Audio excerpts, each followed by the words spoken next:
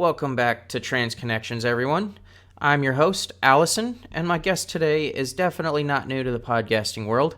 You may even recognize her from her own podcast, but I'll let her introduce that.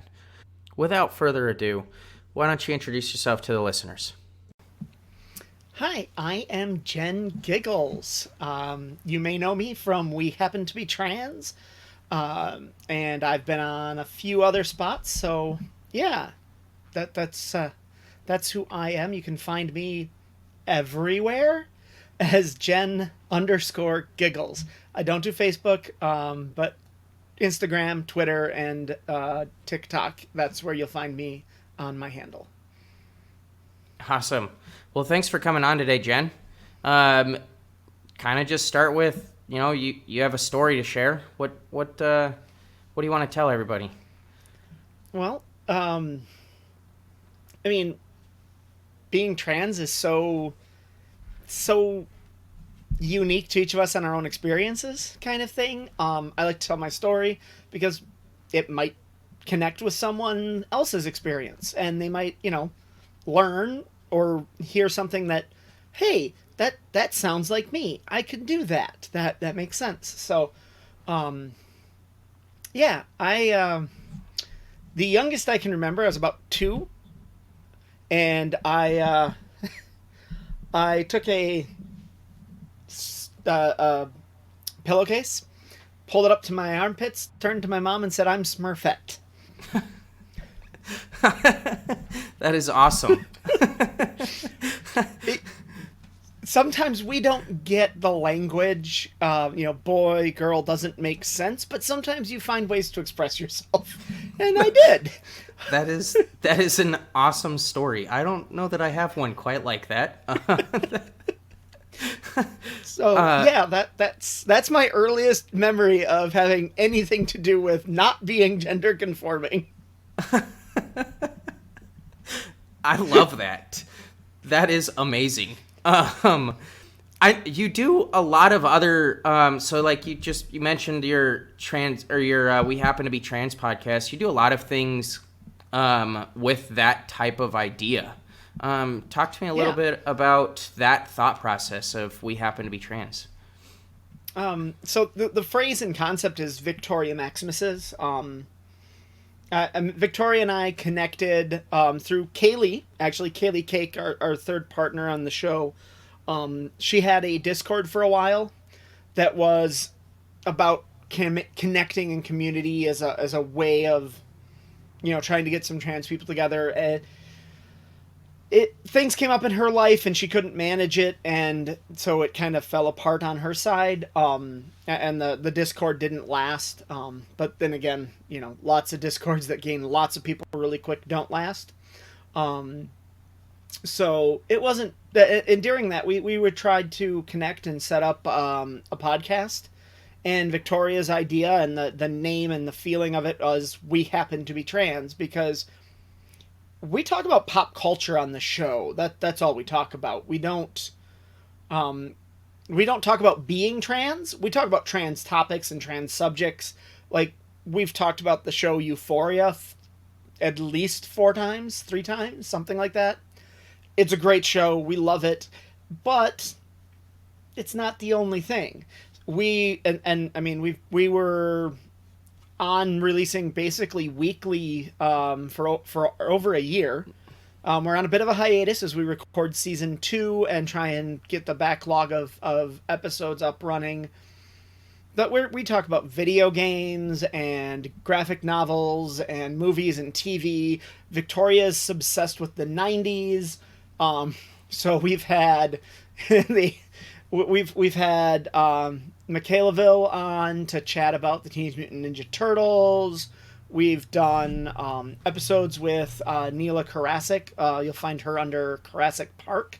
Neela is, we talk about sitcoms from the 90s particularly in that. And it's all just fun, and it's the things that we just exist in. I've got a second project I'm working on with Billy by Design, Billy Smith. And she and I are talking with people about their obsessions. So we're calling the podcast Your Obsessions. And we're just talking to people about what makes them obsessed, what gets them ticking, what do they want to narrow in on. And it doesn't have to do with being queer in any way, shape, or form. You don't have to be trans, doesn't have to be about being LGBT, doesn't, any of these things. And so we're just talking with people. So far, every guest has been trans, but only one of the guests is talking about trans stuff, and that's simply because she's obsessed with the history and museum studies of trans stuff. So that's kind of a different, that's kind of a thing, that's where her obsession lies. But you can talk about tabletop RPGs, you could talk about baseball, you could talk about off-road racing. We don't care. Come on in. We're going to figure out what you're talking about, even if we don't know anything about it, through questions in that podcast. And, I'm working with the Transverse. I've been on the Transverse Network on the Transgender Show, was on Billy's Queer and Teen Kitchen, right? We're just people who out doing stuff and living life is kind of the idea. Hoping to set up some tabletop RPGs like Dungeons and Dragons or Pathfinder or Thirsty Sword Lesbians for for something going on with the Transverse Network. We'll figure that out. Working with Rosa and that team for it. It's just kind of fun. A lot of silly things. Just what we are. So that's where I spend a lot of my time, is just existing. I love that. I will say I connected really quickly with the We Happen to Be Trans podcast, even though I'm not really a huge gamer. The 90s nostalgia, though, for sure brought back some memories. Like the episode talking about Full House, that was amazing. Oh, God. I think you guys did all of those TV shows. The Seavers as well at one point, right? Did you guys do that one, or did you just we've chatted about them, but yeah, we haven't focused on that show at all. Although Urkel a couple of times. Yeah. Family Matters. We did talk about Family Matters, yeah. At length. Yeah. They're just great episodes, and it really is just We Happen to Be Trans, not specifically trans topics. So I love that.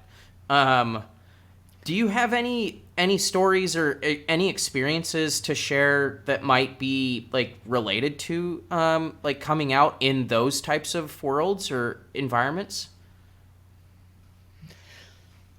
Yeah, I mean, I'm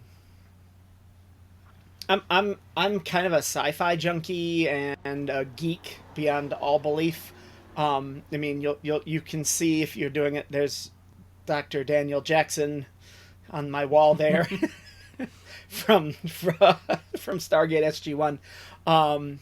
And yeah, it's just geekiness, like my Doctor Who scarf. Geek communities are actually, for the most part, really accepting, except for online gaming. So, like, if you want to, if you're coming out with tabletop players and you are good friends with these people, 9 chances out of 10, your friend group isn't going to change. I'm playing, D&D still with my best friend from college. We've known each other for over 20 years.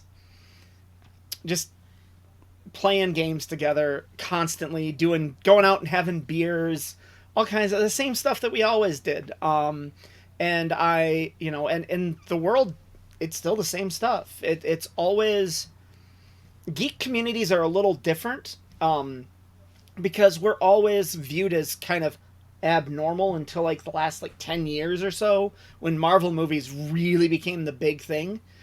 Geekiness was always just kind of this side thing. Nobody really wanted to touch it, except now we're everywhere and everybody's realizing, oh, that was kind of normal. Everybody had an obsession, something they geeked out about, whether it was, Star Wars or, your car. I know guys that could talk about the minutia detail of the way they changed the Corvette over the lifespan of that car, which is like over 50, is like 60, 70 years almost now, right? The differences in how the Corvette has shifted and changed with the same level of detail and obsession that somebody can talk about the costuming on Stargate SG-1 or the costumes on the different Star Trek shows and stuff, it's just what you choose, what your brain latches onto. It's not anything different. And so if you're in the right communities, especially the traditionally geeky ones, they'll let you come in. Crossplay, which is a form of cosplaying somebody of a different gender, is the most common thing in the, like, guys dressed as Sailor Moon characters and women dressed as Doctor Who, all over the place. So it's interesting that you say, you know, if you're with a group of friends who you've been friends with and they just won't care. That's literally the same experience I had with the off-road world.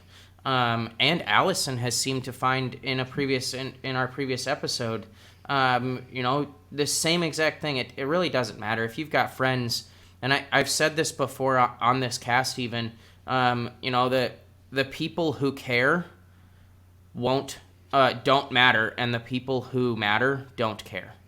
And it really, it comes out all the time, no matter what. If you're with someone that you really care about, and you're hanging out with someone that you really care about playing RPGs or working on cars, it really doesn't matter. There's somebody who's gonna accept you no matter what, even if they don't completely agree with the idea or the community. Yeah, and that's the beauty of it is, they'll be like, I love you, and I'll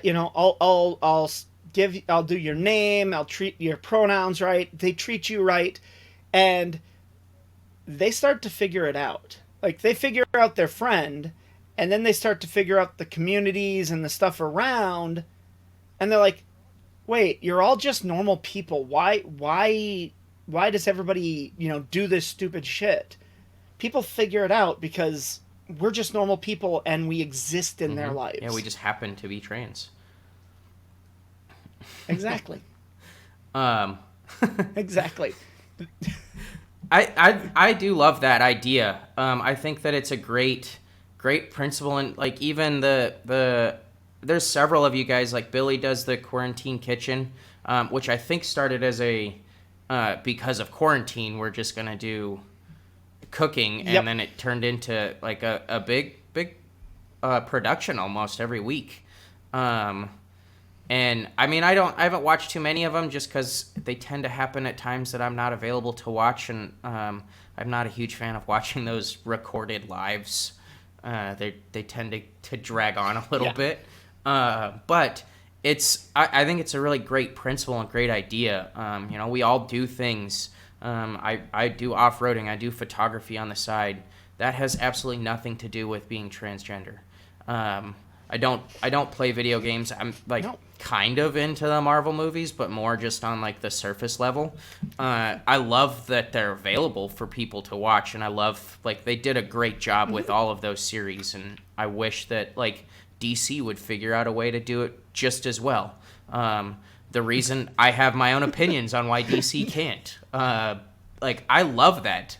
They never will. I think that Marvel just set the bar too high, and if DC copies them, then DC is copying them in everybody's eyes, and so they have to figure out a way to do it differently than Marvel, and that just is very difficult to do. Marvel set the bar. But they did, but DC had a great thing going with the Arrowverse, right? Arrow, Flash, Batwoman, and Supergirl. All this, they got a whole slew of excellent TV shows going on CW, and instead of making the movies connected to the TV shows and tying it all into one, they're like, no, it has to be a completely separate universe. It has to be completely separate. I'm like, why? You built up an amazing show base and a fan base here, and you're just gonna ignore them? It definitely doesn't make sense. When the movie started coming out and they turned off, because I was into the Arrowverse. I think I watched every episode as they aired for the first 5 seasons of Arrow, and that would be the first 4 seasons of Flash, and then the first 3 seasons of Legends of Tomorrow. I'm pretty sure I watched every episode each week as they came out. We had a viewing party every single week. for all three of them. We'd record the first two, and then the night that the third one came out, I think it was like Thursday nights, we would all watch all three of them back to back to back. And like that was an awesome series, and it would be great if DC had said, yeah, that works out. But does DC not own the rights to the CW series? That would be my question. Oh, all right. No, well, then they have no excuse. No, because their parent company is Warner CW. Brothers. Warner Brothers owns CW, DC, all this other stuff. That's why when they did Crisis on Infinite Earths, the Arrowverse creators got away with taking the movie Flash and having TV show Flash meet him. It's not really a spoiler because it doesn't tell you any of the plot, but that happens, and it's like, why wasn't he just the Flash for the movies? That was really frustrating, because I thought that Barry Allen in the Flash TV show was great. He did a really good job with it. Yeah. I mean, I haven't seen the Snyder cut, but I've seen all the other ones. And I saw Shazam. I got to watch the Shazam movie. Oh my fucking God. Pardon my language. Shazam is a better movie on every level than anything except, parts of Man of Steel. I didn't see Shazam. To be honest, I've kind of been turned off of the DC movies. Mostly because I was so upset that they didn't use Barry Allen from the TV series to the movies. Like I quit watching all of the TV series even when that happened. Like when that episode or those movies came out, I was just like, this is ridiculous. It is. It doesn't make any sense. DC has always done this, where they disconnect every single universe. Like, no, this is its own 52, because they have this rule of 52, and it's technically, I think, 54 or 55 universes, whatever. They're 52 because there's only 52 universes, right? Oh my fucking. No, you don't. They don't have to be disconnected. They can be the same universe. Yeah, that's like the DC animated universes are always better than the live action ones, with the exception of Arrowverse. It's always been that way. Always. I'll be honest, like, I have some friends who are really close friends of mine who are huge into, like, the comic book and the DC comics and the DC, specifically, like, Batman and the cartoon Batmans, the animated Batmans. Like, he absolutely loves them. I have never been able to get into them. And, like, I didn't really ever get into even, like, comics or, like, any comic-related things until the Arrowverse. Oh, yeah. And then all of a sudden, like, I was like, oh, this is actually really cool. Of course, like, they probably set the stage, at least in my opinion, like, the Arrowverse, because it kind of, while Marvel had already started it, but, like, Arrowverse made it much more, I think, common. Because, like, you immediately had... Yeah. Arrowverse being a weekly show. Immediately, every week had each episode kind of intertwining with another series immediately from the beginning. And, like, while you had to wait months or years for the new episode or the new movie of Marvel to come out that would intertwine with a previous movie that showed it was all in the same universe. So... Yeah. The Arrowverse was poised to do, and they're like, oh, it's a Justice League movie. We had just had Superman and we had Batman movie. We've had those two characters introduced, and then we've got a completely different Flash, and we're not going to bring in the Green Arrow or Supergirl from that other dimension or the Legends of Tomorrow. The Legends of Tomorrow are hilarious. That series was great. I love that series. Plus, like, all of those characters were some of the best characters in all the other series. Yeah, there was so they did the Crisis on Earth X movie or overrun between the That was just Supergirl, Flash, and Arrow. It did not include the Legends. The Legends commented on it while it was going on. They're like, I feel like we missed another crossover event. Did we miss one? Yeah, that's a good thing. I hate when they do that. And then in the Crisis on Infinite Earths, the next year, oh god, is it another crossover? They just outright they just talk about it. It's like, and I forget the actor's name who plays the Atom on Legends of Tomorrow. Plays the Atom. He was Superman, which in also annoyed Superman a lot Returns. of people because Tom Cavill. No, is it? I don't know if that's who it is. Okay. Henry Cavill's the new guy who played Superman and Man of Steel and stuff. I don't remember his name, but like he played Superman. And then he's playing the Atom because he just loves playing heroes. He says he loves superheroes. So when he shows up as Superman, White Canary says to him, "Why the hell do you look like the Atom?" They're calling out all the writers for the Legends of Tomorrow just get to call out all the stupid stuff that you normally never get commented on. And they get to do it and get away with it, and it's like, why not? This is brilliant. It's just ridiculousness. They're being open and honest about it. I literally haven't seen. I think I watched the first 2 seasons of Legends before I was just turned off from the Arrowverse because of how DC handled their movies. And like I think individually the movies are not bad, but if they're supposed to like be all within the same universe, it just is like that's what frustrated me because there's just the continuity is just horrible. And yeah, the movie continuity doesn't exist. But that's like what they're going for is that it's supposed to exist. And so when you look at it from that frame of mind, it just is like so difficult. And knowing how well DC did it with the Arrowverse, like why did they have to create a DC universe? Why couldn't they just expand the Arrowverse? Like, that would have made so much more sense. Right. Oh, these people have to be part of the... can't be on shows. They have to be, Marvel movies. did that too, though. Well, sure, okay. That's fine. We can have Wonder Woman and do movies. She exists in the same universe. I mean, Marvel did the same thing where they wouldn't let the big-name characters really appear in their Netflix series, which is partially why the Netflix series kind of stopped because like people were wanting those to show up. Well, there were a couple of other issues because the 3 Netflix shows. There were 4 of them. Yeah. Are 4 of them. Yeah. The Netflix universe, which took and then place also in the same Marvel universe. Oh yeah, that was also Agents of S.H.I.E.L.D.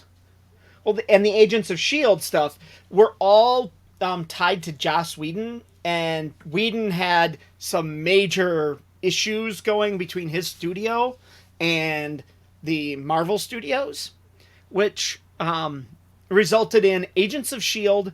being bumped off of canon completely.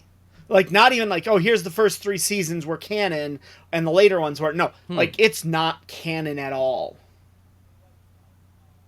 Gone. They wiped it out.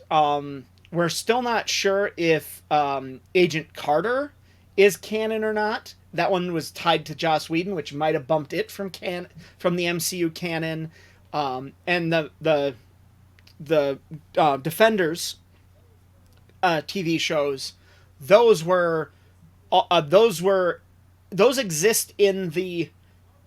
So Marvel just numbers their universes. They don't try and make it like, here's this 52 universe thing. They're just like, here's an infinite number.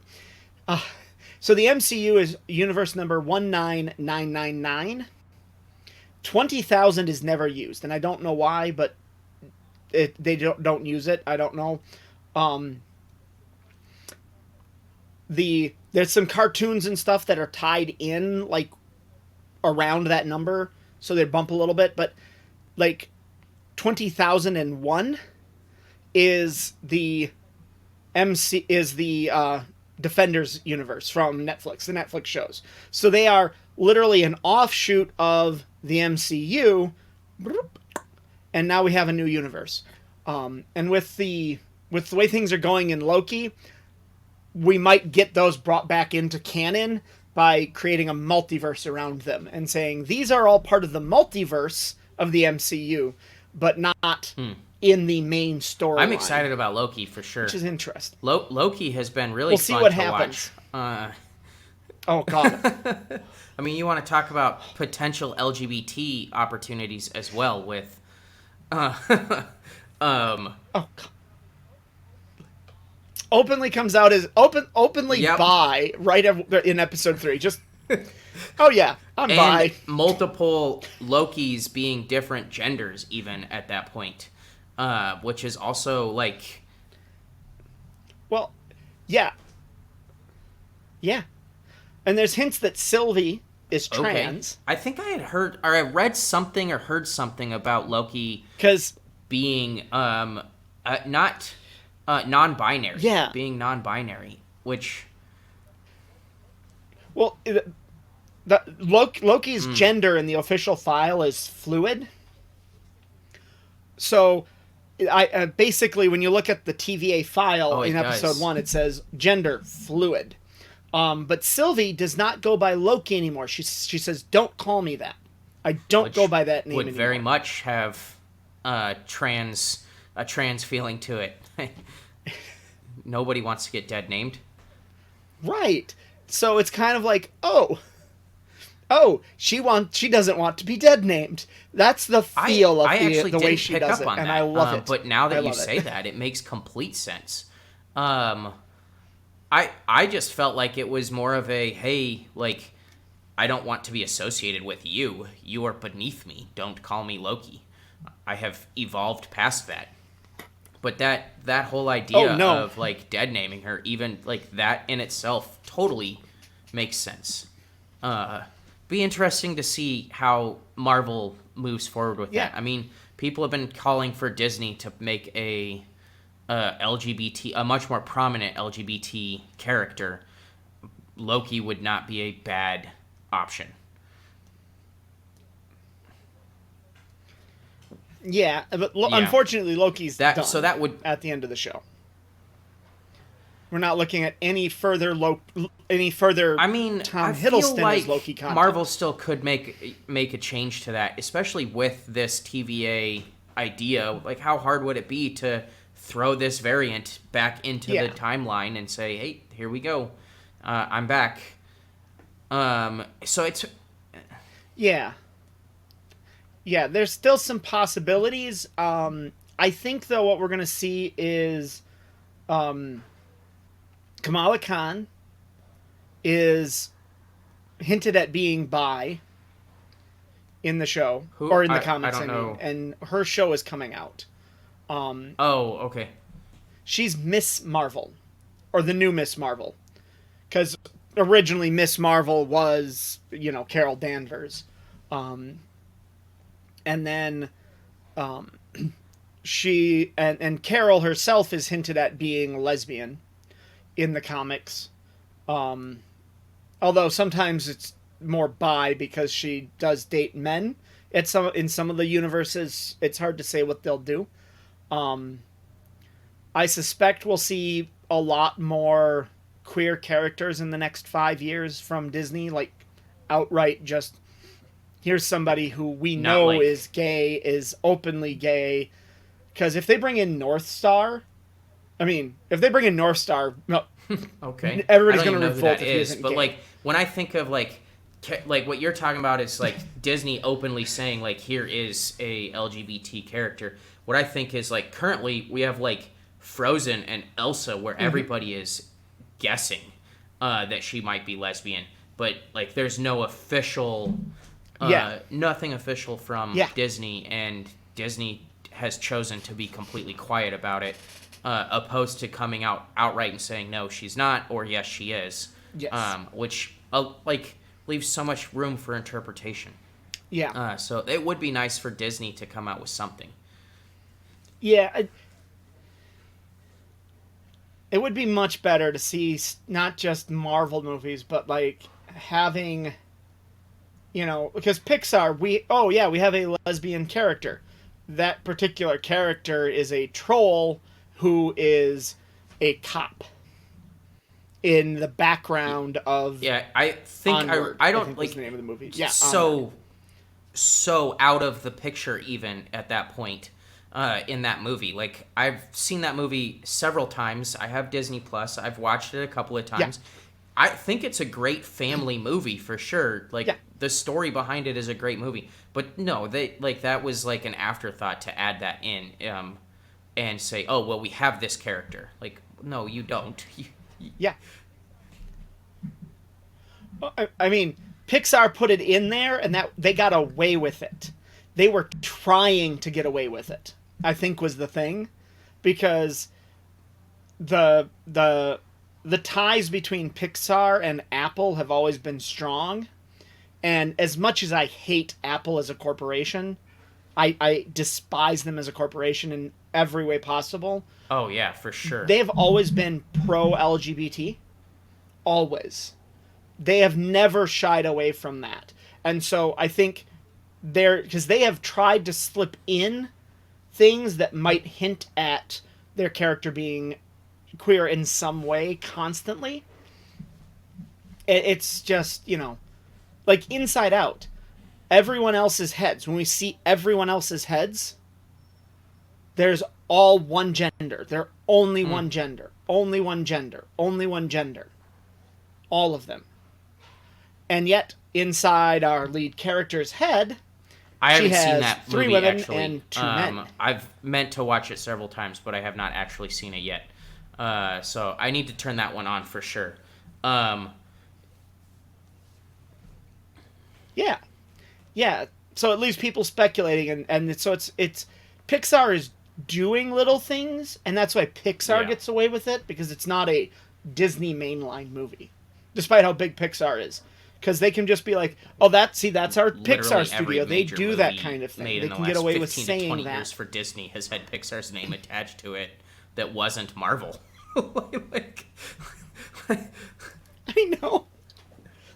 I know.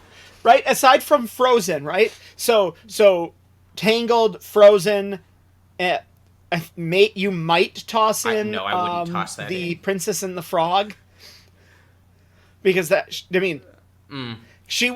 Okay. Tiana was the start of the new princesses, right? The modern princesses.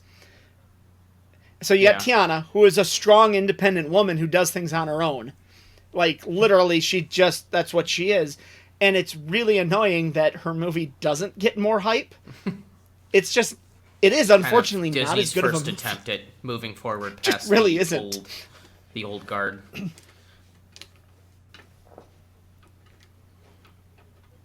Yeah. Yeah, and which brings up a point that I'd like to mention, because it bothers me when everybody says, "Oh, so and so is a Disney princess and so is not." You know, the Disney princesses Okay. have 3 requirements. Right? We know this. The Super Carlin brothers talk about it on their YouTube show. Number 1, they have to be royalty, marry a royal, etc., etc., etc. Or 2, do a heroic action that would elevate them to the level of royalty, such as Mulan. Because Mulan is not royal. She never even comes close in any way, shape, or form. He's not a member of the imperial family of China at all. So she did a heroic action and saved the entire country. She gets elevated. The third one, the one nobody ever mentions, money. You have to make a certain amount of money to qualify as a princess. Because Meg from Hercules does not meet that requirement. They did not make enough money to be a Disney princess in that movie. Same goes for Katya on, I think I'm saying her name wrong, but Atlantis doesn't make enough money. Never made enough money despite her being a princess, right? So she should qualify, but somehow she isn't part of the princess line. Neither is Meg. Hercules would qualify as, royalty. I mean, he's a god, right? He's the prince of Olympus. So this money thing, right? So now when we think about the money thing, as the Super Cullen brothers said, Frozen will never be part of the Disney Princess franchise.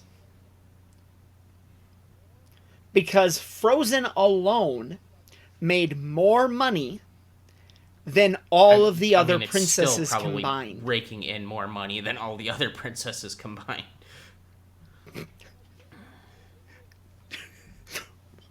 Right? Like, there's this. They're literally showing you the pie chart, and like a little over half of it from just Frozen 1. We're not counting Frozen 2 at this point, because that's how old the video was. It's half of it's Anna and Elsa. Half of it is Frozen. The amount of money made on this pie chart. And, like, Tiana still made, Princess and the Frog made more money than Hercules in theaters. Tangled made more money than Hercules in theaters. And that's the whole point. Like, Jasmine is a princess, right? Literally. The movie isn't about her. Not Aladdin. like The Little Mermaid or Beauty and the Beast or... Right. It's Aladdin, right? He's the main character, but Jasmine's still a princess because, one, she meets the requirements, right? The movie She's made born money. royal. And two, her And I guess... movie made enough money. So Disney has this franchise of princesses, and that franchise does not include Tinkerbell. She used to be. They took her off of that and made it the fairies its own franchise. And Frozen is a franchise. And that's how Disney views these. So because it's always the princess franchises, and they give you like all the princess toys that's together. That's interesting. I think Frozen's I are never included in that Elsa princess set of toys. Disney princess, and on Google, I think that pops up as yes, she is. I think. I mean, technically, she's Disney a princess. doesn't. She's from Disney, but in the Disney marketing doesn't include franchising scheme of That's the crazy. the way it's set up, Frozen you mentioned isn't. Apple a little bit It's very ago weird. about companies that do really well with LGBT. I actually was thinking about that the other day. Apple has like consistently had like rainbow colored products available. Like I think of the Apple Watch, like the new Series 6, I'm actually wearing it, has the rainbow flag on it. That came out last fall. It didn't come out during a Pride Month. So it's not a rainbow washed idea where like Apple said we're gonna put this out here because it's June and that's what we should do to make people buy stuff. Like they literally have said we're gonna put this out. We don't care when it is. We think it's the right thing to put it out. Yeah.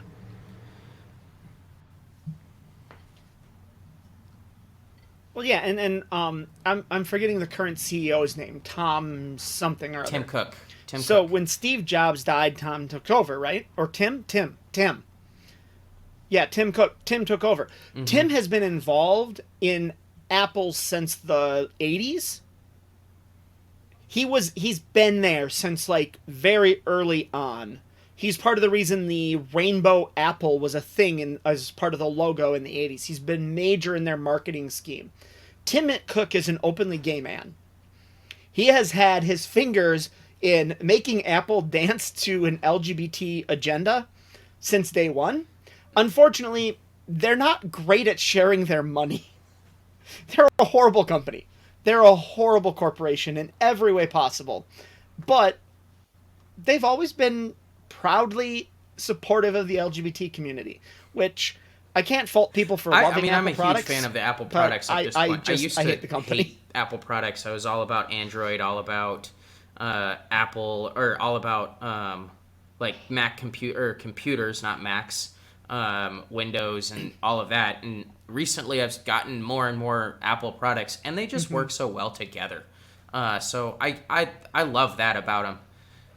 But I do love that, like, I have this Apple Watch band that I only wear it during June because it's white and it just gets way too dirty and it becomes impossible to clean. And so I have a different one that I wear during the rest of the year. But I didn't buy it during June, and it's an Apple band. It isn't like I found a band that is made for the watch, made by somebody else. Like, I love the fact that I can do that and I can still use use an Apple product and Apple was willing to say, we don't really care that it's not June. We're gonna sell these no matter what, and we're gonna sell them year round. And I do wish there were more companies, and I wish like Disney and Marvel, Yeah. or Warner Brothers and DC or whoever, like all these different studios would just say like it doesn't matter. Like we can put this out there and there's not going to be backlash. People won't care.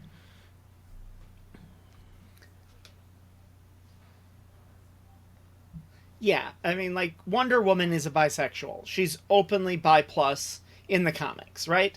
It's constantly out there. But when it comes to the movies, oh no, we're gonna straight wash her. We can't have her falling in love with a woman or having, relations with a woman, even though, because, oh, we have to have only one love interest. It's always got to be Steve Trevor. And I'm like, Wonder Woman 2 really sucked for that. Like, there were some great opportunities in there to bring forth her bisexual, persona, the part of her that is queer. I mean, and that's yet they failed. Such an easy character to do it with as well. Like, she literally grew up on an island of women. Like, how hard would that be to, like, and where do kids come from on that island? Like, there's no men, so it like that. It has to be an island full of at least lesbians. There has to be lesbians there, right? So how can you not get away with that? Exactly. Her aunt was married to a woman. We know this in the first movie, right? And yet, and Diana herself says as they sail away, on the boat, when they're on the boat heading to England, oh yeah, such and such, I read the book by whoever, their treatise on men. They're necessary for procreation, but they are not necessary for anything else. And I'm like, yeah. Yeah, it just... You're on an island of women. Why do you... It's crazy that these companies are... Like, that's such a small step for them, too. Like, it's not like it's a huge leap forward. Like, you're not immediately saying that these women are... Half the women are all transgender and were men at one point, like, living as men and decided to start living as their true selves women. Like, you literally are... Like, it's an island full of women. So you're not making a gigantic leap. It's a pretty small step forward to be able to say that, and women. Like, nobody is willing to even do that in even that unique situation. It would be great if somebody would make a decision with it when it comes to that.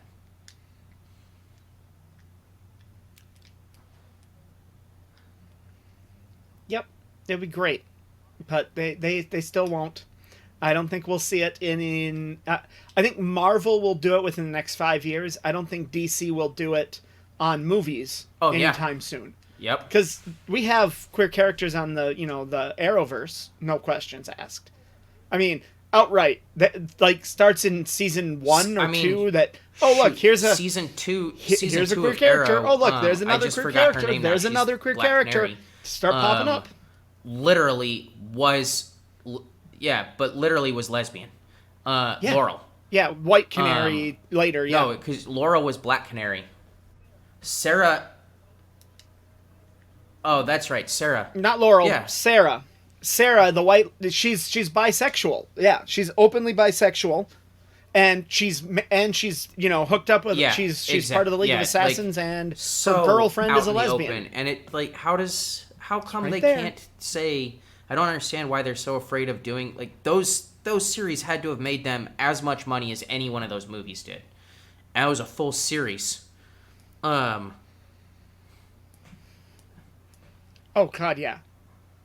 Yeah, and having, and watching... I recently watched the one that only kind of aired right at the start of the pandemic. I finally got a chance to watch Stargirl.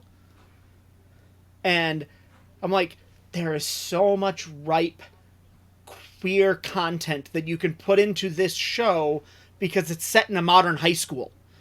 Like, these are teenagers in the U.S. in 2019. Should be easy. Why don't we have a... Right, it's like that one's gay, that one's bi, that person's trans. Right there, you're done. But no. I'm still waiting for. I'm like, you were missing like 3 members of the old team or whatever that we can replace. Let's have a transgender Green Lantern. That would be what the ring is. That would be amazing. They're using the ring. When they put on the ring, That their would be kinda willpower is real. I don't see it happening. Be amazing. I mean, I don't either, but that would be like the best way to do it. Oh, you're a big tough guy. How, Here, put on like, this ring. how big of it, like, people would be up in No, arms she's if that not. happened. I mean, have you seen the stuff about the new Scooby-Doo? People are upset about Velma, the new cartoon of Scooby-Doo, and how Velma is gonna be portrayed as I think they said Eastern Asian character, and I can't remember the actress's name who's gonna be playing her, Yeah. and it's just like, are you kidding me? This is what you're upset about? Like, if they turned the Green Lantern into a transgender woman, like, oh man, that would be the end for them. Yeah. Well, you just make. I mean, but they already have a gay Green Lantern. We have Alan Scott, Earth 2 Green Lantern, leader of the Justice League or Justice Society on Earth 2, is gay. Okay, it's not that big of a leap to have a trans woman as the Green Lantern, or a trans man. That'd be even better. Green Lantern's supposed to be big, tough, and burly, right? It's supposed to be strong, real good willpower. Give it to a That would be petite cool. girl and have her turn into I would be on board with the that. man she's always wanted to be. I mean, either one of these story options is great. Let's do this. Yeah, I don't see that happening. But no, it would be no. great. I wish that society was a little bit further along than we are at the moment. I think that to get society to that point, we're going to be quite a ways. You're saying 5 years. I think 5 years for Marvel to start doing gay and lesbian and bi consistently. I don't think we're going to see a trans person main character in a movie that isn't about them being trans outside of like Cannes or one of the other film festivals anytime in the next 10. I would agree with that. I think 10 might be even on the short end. Like, it wouldn't surprise me if it's closer to the like 15 to 20 years before we see anything like that where the movie isn't about them being trans. Yeah. Well, Jen, thanks for coming on. I feel like we could probably talk about this for hours. We'll have to have you back on at some point to do another episode. Maybe we'll do a multi-person episode when we'll get some other opinions. Maybe some of your co-hosts on We Happen to Be Trans. I'm sure they've all got some interesting opinions on all of this. Oh, I'm sure. I know Victoria definitely does. Thanks for listening. Remember to subscribe to hear more amazing stories. And to share your own story, you can always reach me on Instagram at trans_connections_podcast or email me at transconnectionspodcast@gmail.com. Thanks again for listening, and we'll see you next time on Trans Connections. Bye-bye.